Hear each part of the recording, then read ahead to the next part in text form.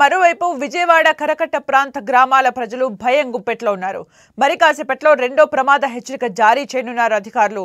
దీంతో గ్రామాల్లో అలారం మోగిస్తూ హెచ్చరికలు జారీ చేస్తున్నారు. మైకులతో విస్తృత ప్రచారం చేస్తున్నారు. ముంపు ప్రాంతాల్లోని ప్రజల్ని సురక్షిత ప్రాంతాలకు తరలిస్తున్నారు. పెద్దపులిపాక, ఎన్టీఆర్ కాలనీ, శ్రీనగర్ కాలనీలోని ఇళ్లలోకి వరద నీరు చేరింది.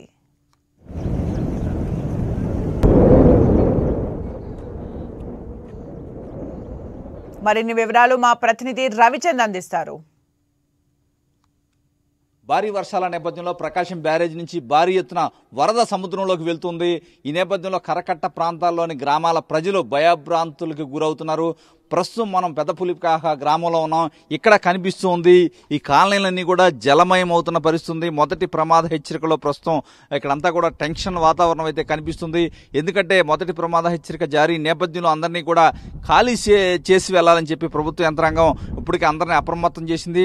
వీరందరిని కూడా పునరావాస కేంద్రాలకైతే తరలిస్తుంది. ఇక్కడ మనకి కనిపిస్తూ ఉంది ఇదంతా పెద్దపులిపాక దగ్గరలోని శ్రీనగర్ కాలనీ అని చెప్పుకోవచ్చు. ఇక్కడ మొత్తం కూడా ఇళ్లలోకి నీరు వస్తూ ఉంది.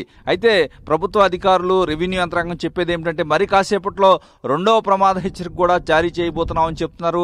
అందువల్ల అందరూ కూడా పొలాలలోకి నీరు వస్తున్న పరిస్థితి, పంటలన్నీ కూడా దెబ్బతిన్న పరిస్థితి, ఇళ్లలోకి నీళ్లు వెళ్తున్న పరిస్థితి.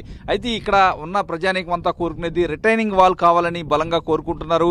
ఎందుకంటే విజయవాడ వరకు కూడా రిటైనింగ్ వాల్ని అయితే వేశారు. ఇక్కడ యనమల కూతురు కావచ్చు, ఇక్కడ ఏదైతే పెద్దపులిపాక, చౌడవరం గ్రామాలకి కవర్ చేస్తూ ఒక రిటైనింగ్ వాల్ ఏర్పాటు చేస్తే మాకు శాశ్వత పరిష్కారం లభిస్తుందని చెప్తున్నారు.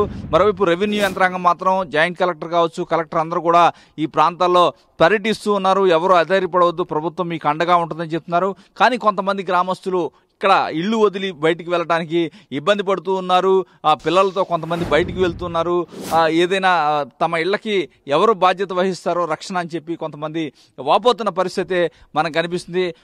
మరోపక్క కృష్ణానది భారీ ఎత్తున వరద వస్తుంది. ఈ వరద నేపథ్యంలో రాబోయే కొన్ని గంటల్లోనే రెండో ప్రమాద హెచ్చరికలు జారీ చేస్తారు. ఇంకా పైనుంచి వరద ఎక్కువ వస్తుంది. కాకపోతే వీరంతా చెప్పేది ఏమిటంటే ఇప్పుడు అమావాస్య కావచ్చు, పౌర్ణమి లేదు కాబట్టి ఈ నీరంతా కూడా సముద్రంలోకి వెళ్ళిపోతుంది. అది ఉంటే కనుక ఎదురు తంతుంది కాబట్టి మునిగిపోతుంది అని కొంత ధైర్యం అయితే కొంతమంది పెద్ద మనుషులు అయితే చెప్తున్న పరిస్థితి అయితే ఉంది. ఏదైనా ఇక్కడ ముంపు ప్రాంతం, ఈ ప్రాంతంలో ప్రజానీకం అయితే కొంత భయభ్రాంతులకి గురవుతున్నారు.